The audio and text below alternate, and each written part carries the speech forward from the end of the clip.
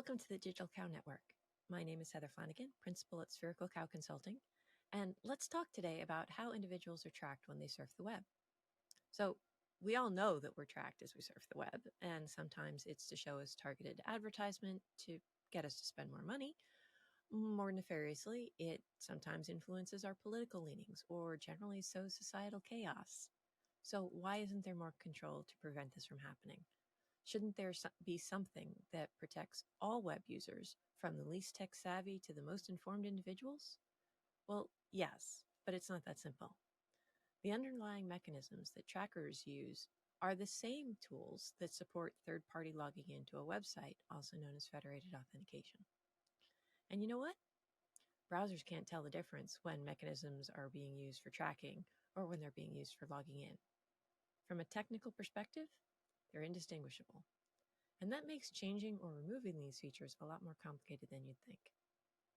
So what are these mysterious mechanisms, and why are they used when people are logging into a website if they're also part of an apparent invasion of privacy? So time for a quick history lesson. The internet came out of a research project. Everyone knew everyone else, or at least they knew that the people online had to be part of a very small community in order to use this new thing. Now, the web came much later, but it still had that research and exploratory mindset, that nearly greenfield drive that suggested building little widgets that people could then turn into anything they could imagine was the path towards innovation. The internet, and therefore the web, was built on something that just didn't have robust, automatable trust mechanisms built in. Now, one of the innovations was the concept of a piece of data that would allow developers to keep information local to the browser so that each web page didn't have to ask for the same information over and over and over again, something called saving state. It also encouraged the use of IP addresses, once upon a time the unique address for each computer on the network, and used that as a way to indicate whether the individual, who was probably the only one using that computer, could access something remotely. I mean, it encouraged a lot of things, and people thought of all sorts of ways to use these building blocks on the web to do new things, from supporting third-party accounts when logging in to targeting advertisements to individuals. But that's enough history. Let's dive into the mechanics. We'll talk about third-party cookies, IP addresses, browser fingerprinting. All these tools are, on the one hand, essential for a smooth online experience, but on the other can also be used to track and manipulate behavior. So understanding these mechanisms is really the key to navigating the digital landscape. Let's start with third-party cookies. So HTTP cookies, also called web cookies, internet cookies, browser cookies, or just simply cookies, are small blocks of information created by a website and placed on an individual's computer or other device by their web browser. The idea behind doing this was to make it so that people didn't have to share information with a website every single time they went to a new page. I mean, imagine if you had to log in every single time you went to a new web page owned by the same company. It's crazy talk. Being able to maintain state from one page to the next is simply great for user experience.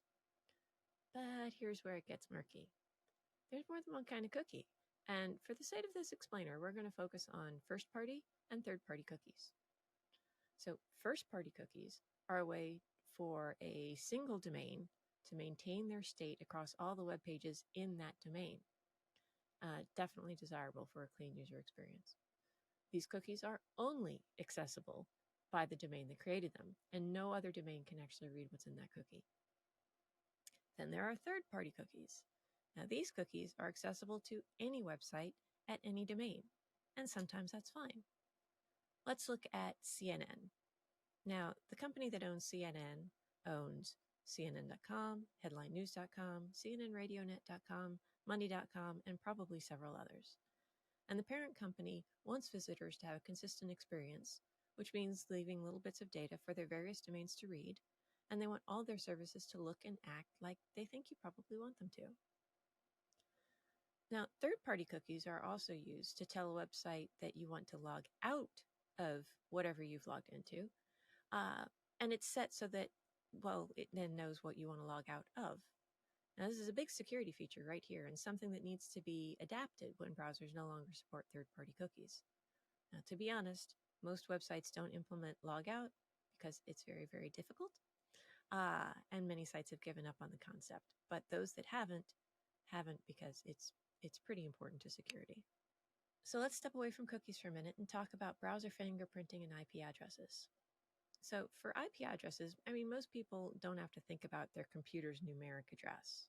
That said, computers communicate via numbers, and both your devices, your phone, your tablet, your computer, and the computers hosting the websites you're visiting all have these addresses. They're called IP addresses, and they are a fundamental necessity to ensuring that internet traffic knows where to go. Now, once upon a time, these addresses were tied very tightly to specific computers that didn't move around. There were also enough of these addresses for all the computers on the baby internet. And with that in mind, it made sense to say, I know who's at this IP address. This address can access my computer because I know who's there. Now, while the basic assumptions about IP addresses are no longer always accurate, there's still something to them, and some websites still create access policies based on what IP addresses are allowed. That's a very smooth user experience, and the individual doesn't have to do a thing because from their perspective, it just works. So when you go to a website, one of the things that happens is that the visit is recorded in a log file. Log files are definitely necessary to troubleshoot problems, and they're also a way to understand who and what is visiting a website. And if that data is shared behind the scenes, the single IP address can be followed just like you can follow footprints in the snow. But what about browser fingerprints? Well, when you install a web browser, you probably add plugins, add-ons, your favorite fonts, your preferred settings, and so on. Here's a fun fact. If you have done those things, you might have an impressively unique fingerprint that distinguishes your browser from all others.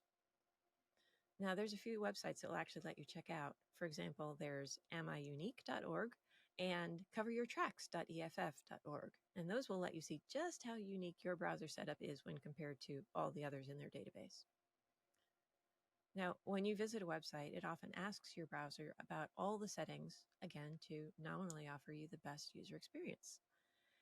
It might have a slightly different way of presenting information if you're on Chrome or on Firefox, and it might pop up a sadness window if you've blocked ads. Browser fingerprint isn't usually used to let you log into a website. However, some enterprise software may be looking for a specific plugin or configuration as part of its requirements to check to see if you can have access. But wait, there's more. Let's look at link decoration and bounce tracking. So one of the more subtle and ubiquitous features of trackers and authentication services is something called link decoration, also referred to as navigation-based tracking. This feature adds extra information to the URL. That information can be part of an authentication token.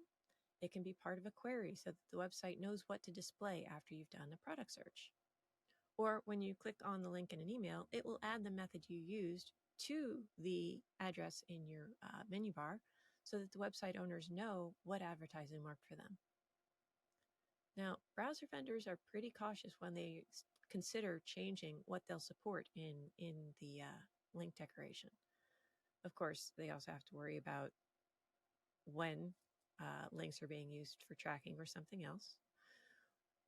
But they also have to worry about just how many protocols use the link decoration to actually pass along authentication data that's necessary to get someone logged in.